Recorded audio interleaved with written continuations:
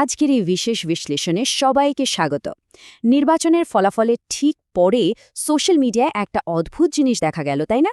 রাতারাতি বেশ কিছু ডিজিটাল ক্রিয়েটর বা ইনফ্লুয়েন্সার নিজেদের রাজনৈতিক অবস্থান একেবারে 180 ডিগ্রি বদলে ফেললেন।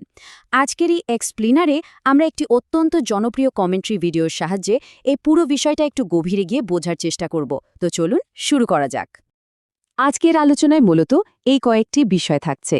হঠাৎ এই রাজনৈতিক পট পরিবর্তন কেন হলো, ক্রিয়েটররা কি সাফাই দিলেন, আর তার পাল্টা যুক্তি বা কি।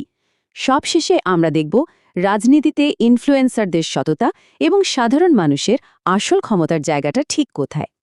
শুরুতেই আমাদের প্রথম পয়েন্ট, হঠাৎ রাজনৈতিক পট পরিবর্তন। এই পুরো ঘটনার টাইমলাইনটা একবার খেয়াল করলে বেশ অবাক হতে হয়।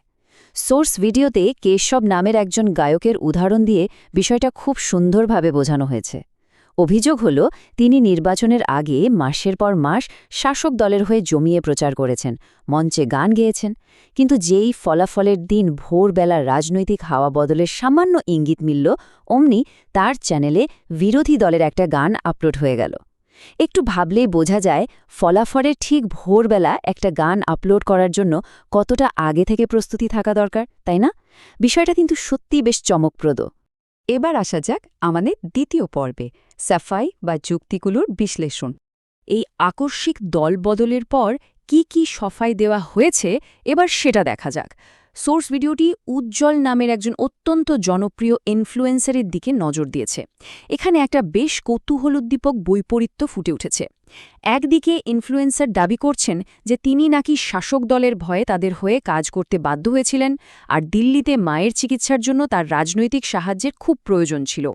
কিন্তু অন্যদিকে সোর্স ভিডিও পাল্টা প্রমাণ দিয়ে দেখাচ্ছে যে এই মানুষটির সাথেই পুলিশের অত্যন্ত ঘনিষ্ঠ সম্পর্ক ছিল। শুধু তাই নয়, শাসক দলের বড় নেতাদের দিয়ে তিনি নিজের ব্যবসা উদ্বোধন করিয়েছিলেন। মানে একদিকে ভয়ের দাবি আর অন্যদিকে ক্ষমতার চূড়ান্ত সুবিধাভোগ, দুটোর মধ্যে একটা মস্ত বড় দ্বন্দ্ব কিন্তু থেকেই যাচ্ছে। সোর্স ভিডিওর ক্রিয়েটর এই মানসিকতার তীব্র সমালোচনা করেছেন।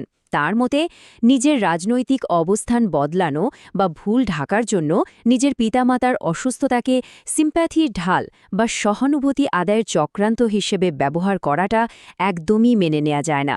এই যুক্তিটিকে একেবারে উদ্দেশ্যপ্রণোদিত বলে আখ্যা দেওয়া হয়েছে। এবার আমরা ঢুকছি তৃতীয় পর্বে, পাল্টা যুক্তি।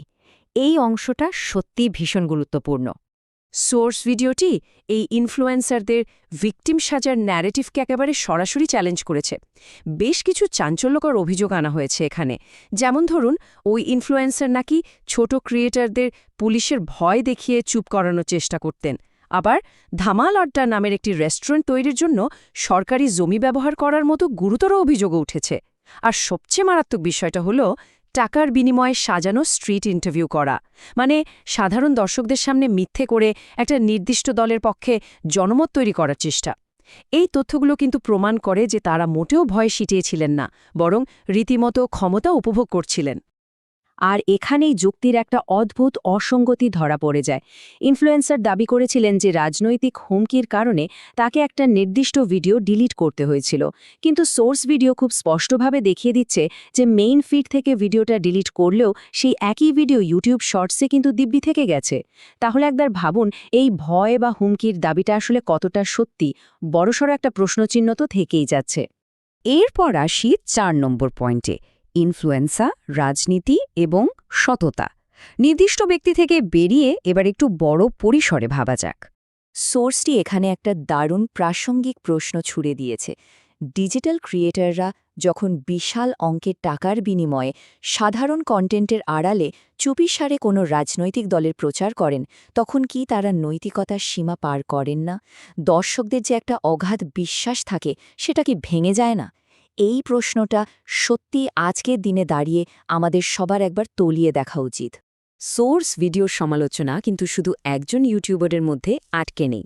পুরো চিত্রটা দেখলে রীতিমতো অবাক হতে হয়।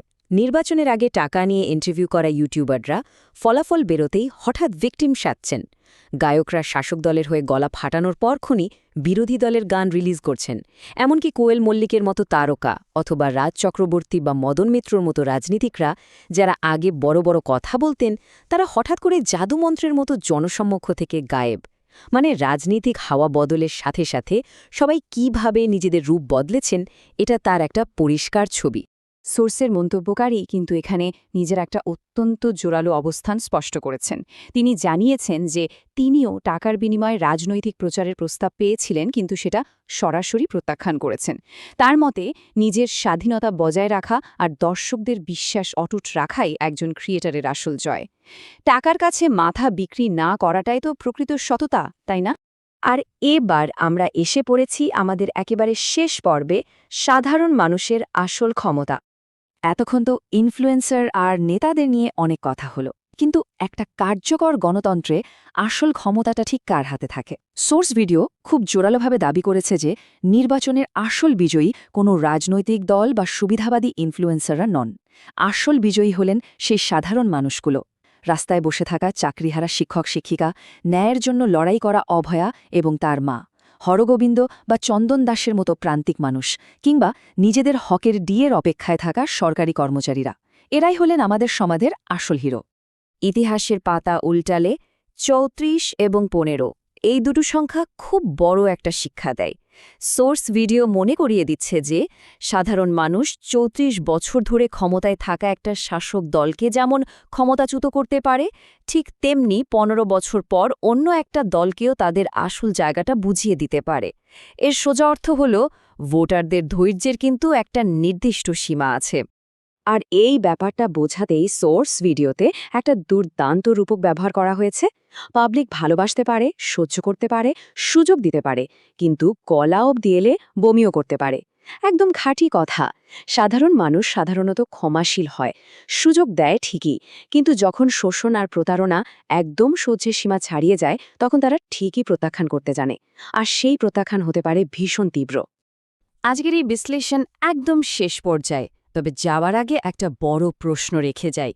এই ডিজিটাল যুগে যেখানে লক্ষ লক্ষ ফলোয়ার থাকা ইনফ্লুয়েন্সাররা জনমত নিয়ন্ত্রণ করার চেষ্টা করেন, সেখানে চূড়ান্ত ক্ষমতাটা আসলে কার হাতে?